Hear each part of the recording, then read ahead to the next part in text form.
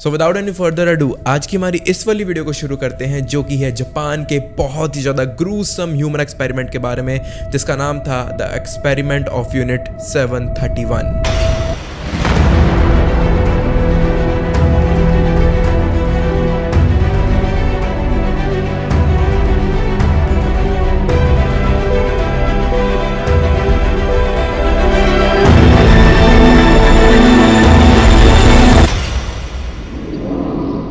Unit 731 एक ऐसा Japanese human experiment था जो कि वर्ल्ड वॉर 2 के टाइम के दौरान में कंडक्ट करा गया था। एंड इस एक्सपेरिमेंट के अंदर 10, 15, 20 नहीं बल्कि 3000 से ज़्यादा लोग यहाँ पर लॉक करे गए थे। एंड इन लोगों को ये लोग नाम देते थे एज मरुटाज। एंड इन पूरे लॉग्स के अंदर जितने भी लॉग मौजूद थे वो सारे सिर्फ आदमी, गरीब लोग, इस टाइप के लोग नहीं थे।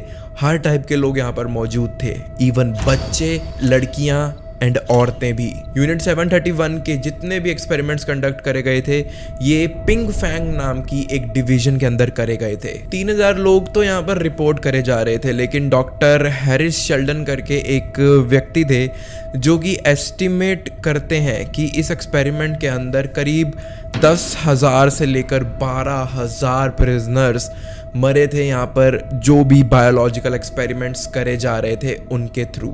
यूनिट 731 के अंदर एक पहला ऐसा एक्सपेरिमेंट जो कि कंडक्ट करा गया था वो था फ्रॉस्ट बाइट टेस्टिंग। अब आप लोग सोच रहे होंगे कि ये फ्रॉस्ट बाइट क्या होता है।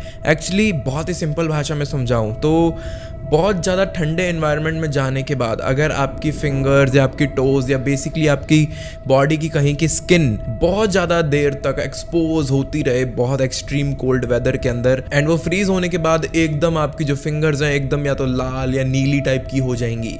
ये जो चीज़ है ये कभी कभार खुद ही बॉडी की अगर बची हुई जो हीट है उससे रिवर्स बैक हो जाती है, लेकिन मोस्टली टाइम पर अगर ये फ्रोस्ट बाइट्स जो हैं ये रिवर्स बैक अगर नहीं होती, सो द ओनली ऑप्शन इस फ्रोस्ट बाइट को आपके शरीर से रिमूव करा जाएगा, वो है बाय कटिंग द पार्ट जहाँ पर आपको फ्रॉस्ट बाइट हो गया है। एंड मान लो अगर आप बहुत ज़्यादा एक्सट्रीम कोल्ड वेदर के अंदर कोई क्लिफ वगैरह चढ़ रहे हो जहाँ पर आपका हाथ बारी बार बर्फ़ पर पड़ रहा है एंड आपके पास स्पेशल इक्विपमेंट नहीं है उस चीज़ से बचने के लिए, आप बेयर हैंड कर रहे हो, तो फ्रॉस्ट बाइट्स वगैरह होना काफ़ी ज़्यादा नॉर्मल चीज़ है। एंड इन दैट केस आप अपनी उंगलियां भी लूज कर सकते हो। योशिमुरा हिसाटो नाम के एक साइकोलॉजिस्ट थे यूनिट 731 के अंदर, एंड इनको हाइपरथर्मिया से रिलेटेड रिसर्चेस करने के अंदर तो बहुत ही ज़्यादा स्पेशल इंटरेस्ट था। एंड ये अलग अलग ह्यूमन सब्जेक्ट्स को लेकर आते थे, हाइपोथर्मिया एंड फ्रोस्ट बाइट जैसी बहुत ज़्यादा भयानक सी चीज़ों को टेस्ट आउट करने के लिए कि किस इंसान की कितनी कैपेसिटी है इन चीज़ों को झेलने के लिए,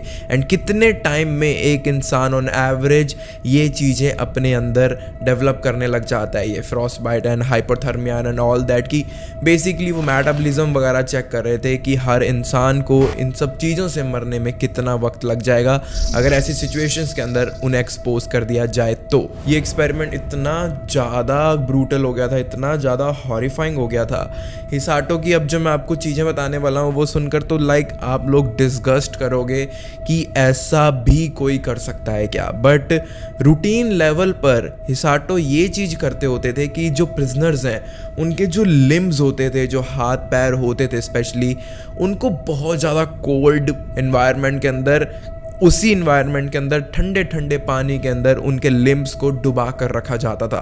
तब तक डुबा कर रखा जाता था जब तक उनके ऊपर खुद से ही एक बर्फीली परत नहीं चढ़ जाती थी।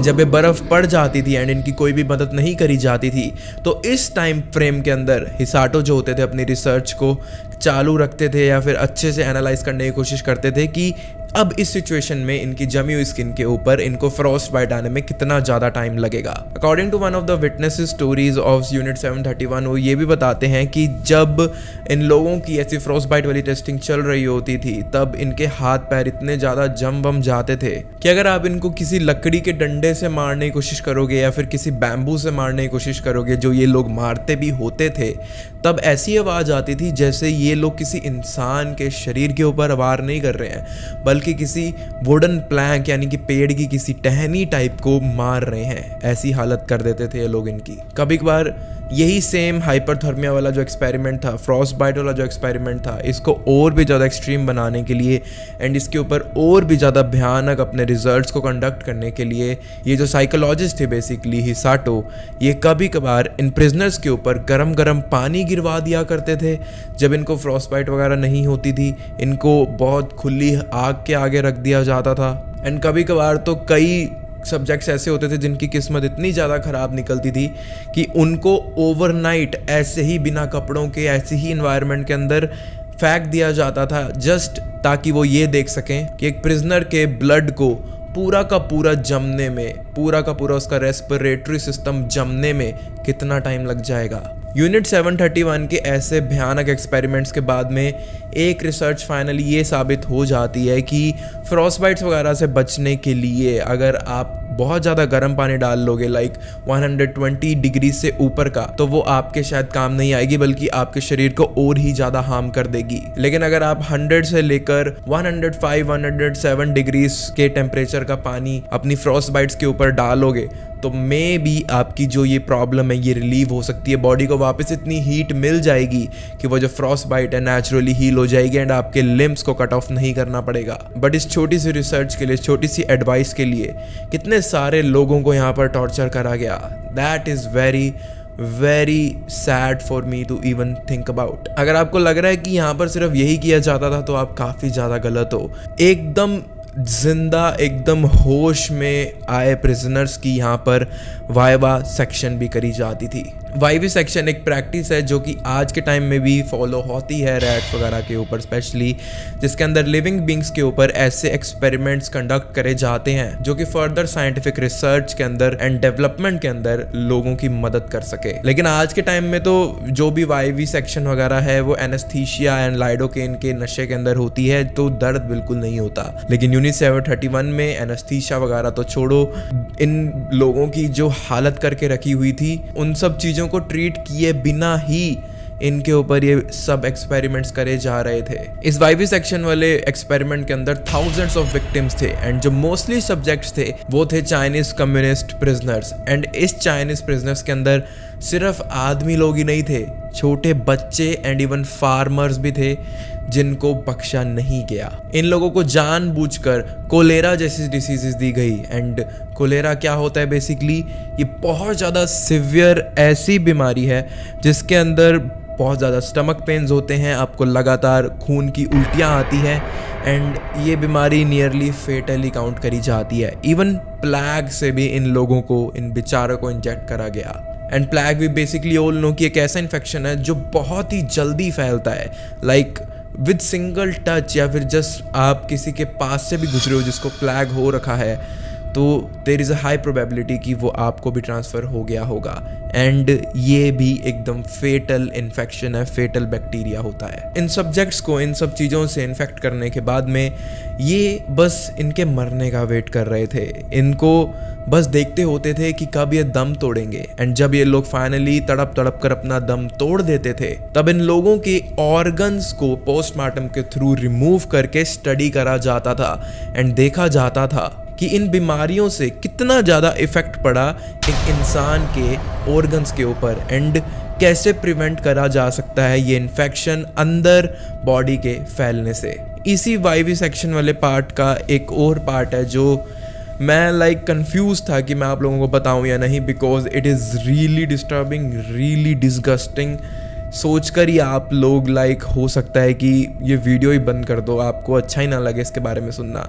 But still somehow I just told कि ये माउंट ग्रिम है एंड यहाँ पर ऐसा कंटेंट आता रहेगा एंड मे बी आप लोगों को ऐसी चीज़ें देखना पसंद हो। मेरे को इतनी ज़्यादा पसंद नहीं है रिसर्च करना इन चीज़ों के ऊपर। Just for the sake of content मैं आप लोगों को बता देता हूँ वो क्या था। बेसिकली यहाँ पर जो सब्जेक्ट्स थे एंड इवन बच्चों के ऊपर भी इन्होंने ये किया, मेरे को सबसे ज़्यादा डिस्गस्टिंग ये लगता है कि इनके जो लिम्स हैं उनको कट ऑफ किया सबसे पहले तो। एंड कट ऑफ भी कोई ऐसे प्रोफेशनल मैनर में नहीं, बहुत ही इल ट्रीटली कट ऑफ करके उन लिम्स को, नर्व्स, मसल्स एंड इन सब चीज़ों को जो भी होती हैं उन लिम्स के अंदर बची हुई, उन सारी नर्व्स एंड मसल्स को कहीं और बॉडी के कनेक्ट करके ये लोग देखते होते थे कि वहाँ पर अगर हम अच्छे से इसको जोड़ देंगे, वहाँ पर वापस से इस पार्ट को, उस कटे हुए पार्ट को खून मिलने लगेगा, तो क्या उस वाले एरिया से ये सेम चीज़ ऑपरेबल होगी। लाइक फॉर एग्जांपल ये वाला हाथ कट करके इस साइड में वो लोग लगा कर देख रहे हैं कि क्या ये वाला हाथ यहाँ पर काम करेगा या फिर vice versa. That's how disturbing that is. And अगर आपको साथ साथ में चीज़ें इमेजिन होती हैं सुनते हुए जैसे मुझे होती हैं, so this is just very horrifying to even imagine. लेकिन द प्रॉब्लम इज कि इतना ही नहीं, इन सब्जेक्ट्स के कुछ लिम्स को पर्पसली एकदम क्रश कर दिया जाता था, like piece to piece crush कर दिया जाता था। अगर क्रश नहीं करते थे तो एकदम फ्रोज कर देते थे, इतना ज्यादा फ्रोज कर देते थे कि वो जो पार्ट है बॉडी का इतना ज्यादा फ्रेजाइल हो जाता था कि थोड़ा बहुत टच करने के बाद भी वो एकदम आराम से टूट फूटने लग जाता था। And the result is always near fatal और ऑलमोस्ट फेटल। कभी कभार तो ये इस 5 सेक्शन वाले पार्ट के अंदर बॉडी के लिम्स की खून की सर्कुलेशन ही रोक देते थे, सिर्फ ये देखने के लिए कि ऐसा करने पर कितना टाइम लगेगा उस बॉडी पार्ट को एकदम अनरिस्पॉन्सिव होने के लिए, इतना अनरिस्पॉन्सिव कि वो वापस कभी रिपेयर ही ना हो सके। या फिर किसी जगह का खून रोकना क्या फेटल हो सकता है ह्यूमन बीइंग के लिए, ये सब चीजें टेस्ट करी जा रही थी लाइव एकदम लोगों के ऊपर। एंड इन सारे एक्सपेरिमेंट से निकलने के बाद भी अगर कोई सब्जेक्ट जिंदा बच जाता था तो वो इस हालत में तो होता नहीं था कि उसका कुछ करा जा सके। दे वर लाइक प्रेइंग कि हमें मार ही दो इससे अच्छा तो। एंड ये लोग ऐसा ही करते थे, वो या तो उनके सर पे गोली मारकर उन्हें मार देते थे या फिर कभी कभार जस्ट फॉर फन अगेन ये उन मरे हुए लोगों को भी, लाइक मरे नहीं लेकिन ऑलमोस्ट मरे हुए लोगों को भी और ज्यादा तड़पाने के लिए ऐसे इन्फेक्टेड इंजेक्शंस लगा देते थे जिससे इनकी पूरी बॉडी के अंदर इन्फेक्शंस फैलना शुरू हो जाते थे, लेकिन इनको बहुत ज्यादा स्लो डेथ मिलती थी। इससे अच्छा तो यही था कि शूट करके इन्हें फटाफट मुक्त कर दिया जाए, लेकिन नहीं, कभी कभार इन्हें वो इंजेक्शंस देके और ज्यादा तड़पाया जाता था। अब आ जाते हैं हम यूनिट 731 के वेपन के टेस्टिंग के ऊपर। अभी तक जो चीजें मैंने बोली हैं आपको वही सुनकर लाइक कानों में से खून आ गया होगा। एंड इट्स ह्यूमन नेचर की ऐसी सब चीजें सोचने के बाद काफी ज्यादा डिस्गस्टिंग फील होता है कि ऐसी चीजें हुई हैं पास्ट में। लेकिन यूनिट 731 के अंदर बेनेट, स्वॉर्ड्स, नाइफ, ऐसी चीजें भी इन प्रिजनर्स के ऊपर यूज करी जाती थी। लाइक एकदम खुलेआम इन सब्जेक्ट्स को इन सब चीजों से वार किया जाता था, सिर्फ ये देखने के लिए कि कौन सा वेपन कितना ज्यादा लीथल काउंट हो सकता है किसी वॉर के अंदर या फिर किसी क्राइम के अंदर। इन लोगों ने स्पेशल फ्लेम थ्रोवर्स भी बनाए हुए थे। एंड आप सोच रहे होगे कि फ्लेम थ्रोवर की टेस्टिंग में भी इनको कवर करके करी जाती हो, बिकॉज फ्लेम थ्रोवर का डायरेक्ट यूज किया तो सब्जेक्ट सीधा मरी जाएगा। तो यहाँ पर भी इन्होंने अलग ही वेट निकाल रखा था इन लोगों को एक्सट्रीम टॉर्चर करने के लिए। ये लोग आधी साइड तो बॉडी की कवर कर देते थे किसी हीट प्रूफ शील्ड वगैरह से, लेकिन आधी साइड ऐसे ही छोड़ देते थे। सो जो साइड कवर नहीं है वो तो लाइक आप इमेजिन भी नहीं कर सकते कि वहां पर फ्लेम थ्रोवर यूज करने के बाद एक ह्यूमन स्किन का क्या ही हो जाएगा। सो लाइक ये सब हरकतें करके भी ये लोग अपने वेपन्स की टेस्टिंग करते थे कि कितना ज्यादा लीथल है वेपन इनका। एंड मैं क्या बोल रहा हूँ भाई मुझे इतना ज्यादा बुरा लग रहा है ना। आई नो वो प्रिजनर थे, उन्होंने लाइक खिलाफ में लड़े होंगे या whatever the reason, but इतना लेवल पर टॉर्चर करना I just don't get it भाई।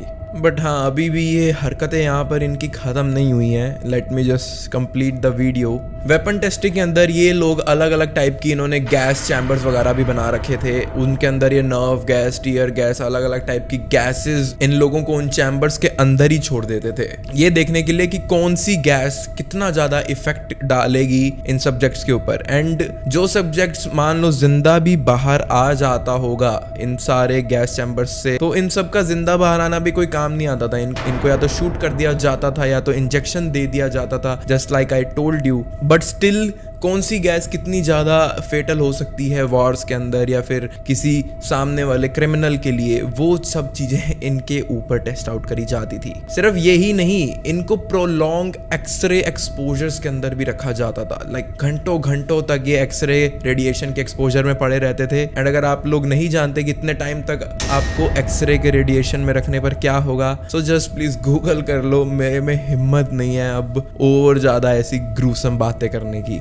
लेकिन हद तो इस वाले के अंदर भी इन्होंने लाइक नहीं छोड़ी। यहाँ पर एक चीज ऐसी थी कि जो इंपीरियल जापानीज आर्मी थी वो बहुत ज्यादा इंटरेस्टेड थे। सिफिलिस नाम की एक बीमारी थी, उसके सिम्टम्स को एंड उसके सिम्टम्स के बारे में अच्छे से रिसर्च आउट करने के लिए। सिफिलिस के ऊपर एक बहुत बड़ा एक्सपेरिमेंट कंडक्ट भी हुआ था, वो वीडियो मैंने माउंट साइडर के ऊपर बनाई भी थी। बट हाँ, अभी फॉर नाउ मैं जस्ट आपको शॉर्ट में बता देता हूँ कि सिफिलिस एक ऐसी बीमारी थी जो कि सेक्सुअली ट्रांसमिट होती थी, and once you got syphilis तो जिस टाइम पर यह बीमारी सबसे ज्यादा फैल रही थी उस टाइम पर इसका इलाज नहीं था, लेकिन फिर इसका इलाज बन गया एंड आज के टाइम में तो अच्छे से अवेलेबल है। लेकिन ये यूनिट 731 के टाइम में सिफिलिस का कोई ट्रीटमेंट नहीं था, एंड इसी वजह से जो मेल पर्सन सिफिलिस वाले बीमारी से इन्फेक्टेड होते थे उनको फोर्स किया जाता था कि वो जो फीमेल प्रिजनर्स हैं उनके आसपास में उनका करो, एंड ऐसे करके ना जाने कितने सारे ऐसे करवाए गए इन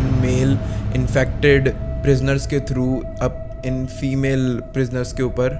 एंड जैसे ही इनको बहुत सारे सब्जेक्ट्स मिल गए सिफिलिस से इन्फेक्टेड लोगों के, तो इन सारे लोगों को इकट्ठा करके कभी किसी पर कुछ एक्सपेरिमेंट करा जा रहा है, कभी किसी पर कोई दवाई लगाई जा रही है कंक्लूजन पर पहुंचने के लिए। एंड या ऐसे कर करके इन्होंने इतने सारे वगैरह इसीलिए ही परफॉर्म करवाए थे बिकॉज सिफिलिस जैसी बीमारी से इन्फेक्टेड लोग इनके पास ज़्यादा नहीं थे, लेकिन ये बीमारी बहुत जल्दी फैल जाती है दूसरों में, है ना।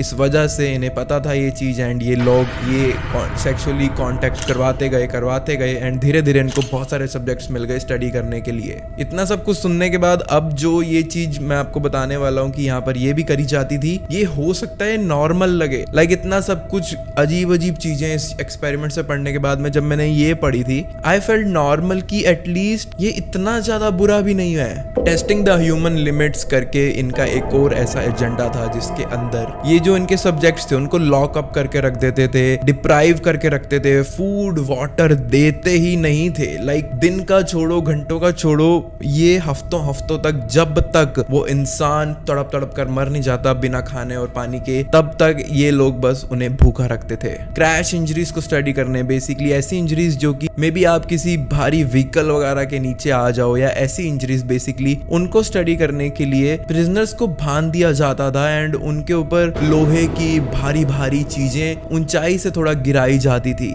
सिर्फ क्रैश इंजरीज को स्टडी करने के लिए, एंड वो कितनी फेटल है ये स्टडी करने के लिए। एंड कितने सारे लोग तो इस वाली स्टडी के अंदर डायरेक्ट मर जाते थे फर्स्ट हिट में। आप लोगों ने टॉप गन मैवरिक जैसी मूवीज के अंदर ऐसे जी फोर्स वाला तो कॉन्सेप्ट पक्का सुना ही होगा, या फिर कोई भी अगर आपने फाइटर जेट टाइप की मूवी देखी है, या फिर अगर आपने माइक्रोसॉफ्ट फ्लाइट सिमुलेटर खेली है तो आपको या बेसिकली आपको पता होगा, है ना, जी फोर्स क्या होता है वो पता होगा, है ना। कोई स्पेस वीडियो ही शायद आपने देख रखी हो। तो जितनी ज्यादा जी फोर्स एक पायलट झेलता है, लाइक फाइटर जेट का पायलट झेलता है, उतनी ज्यादा कोई नॉर्मल इंसान नहीं झेल पाता, राइट। एंड एक नॉर्मल इंसान मैक्सिमम 3 से लेकर 4-5 में भी जी फोर्स मैक्स झेल सकता है, लेकिन ये जो पायलट्स होते हैं ये 6-7 जी फोर्स तक भी सह लेते हैं। एंड यही चीज चेक करने के लिए कि एक नॉर्मल इंसान कितनी ज्यादा जी फोर्स जो है, ग्रेविटेशनल फोर्स जो है सह सकता है, ये लोग क्या करते थे, इन्होंने बड़े बड़े ऐसे कंटेनर से बना रखे थे जो बहुत तेज गोल गोल घूमते थे, उसके अंदर सब्जेक्ट को डाल दिया जाता था एंड तब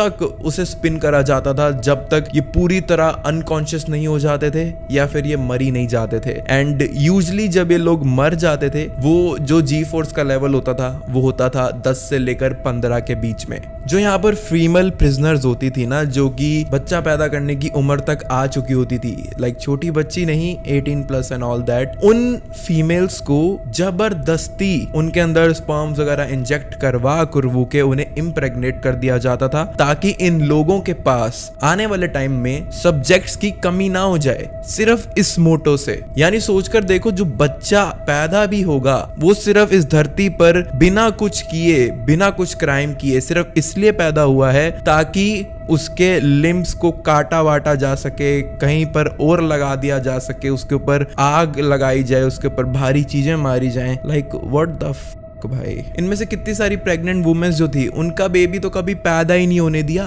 जब वो लड़कियां प्रेग्नेंट थी। उनको अलग अलग टाइप के diseases and infected injections inject कर दिए गए, केमिकल वेपन से उनकी बॉडीज को एक्सपोज कर दिया गया, क्रैश इंजरीज उनके ऊपर भी चल रही हैं, बुलेट वुंड्स उन्हें दिए जा रहे हैं, सिर्फ ये देखने के लिए प्रेग्नेंट वुमेन के अंदर एक बेबी कितने स्ट्रेस लेवल तक में एक हेल्दी लाइफस्टाइल मेंटेन कर सकता है पेट के अंदर। एंड जब इन लड़कियों के ऊपर अच्छे से ये सारे टॉर्चर्स कर दिए जाते थे, तब इनके अंदर का जो बच्चा है उनके ऊपर स्टडी करी जाती थी कि ये कितना ज्यादा हेल्दी है अभी भी। एंड स्पेशली वो लड़कियां जो कि सिफिलिस बीमारी भी ले चुकी थी उस मेल आदमी से, जो कि सबको ये डिजीज इनके कहने पर मजबूरी में ट्रांसमिट करे जा रहा था, वो सारी जो लेडीज हैं उनके ऊपर तो ये जो गवर्नमेंट थी, जो भी मतलब कंट्रोल कर रहा था इस सब एक्सपेरिमेंट्स को, वो तो बहुत ज़्यादा एक्साइटेड थे स्पेशली सिफिलिस वाली लेडीज़ के अंदर के बच्चों के ऊपर स्टडी करने के लिए। Like I don't want to discuss it any more. I know this video was little maybe over for some people and I am really sorry, है ना। मैंने भी स्क्रिप्ट जब पढ़ी थी तब माइंड में नहीं सोचा था कि रिकॉर्डिंग के टाइम पर इतना ज़्यादा मेरे को रियलाइज़ होगी ये चीज़ें कि कितनी ज़्यादा बुरी थी।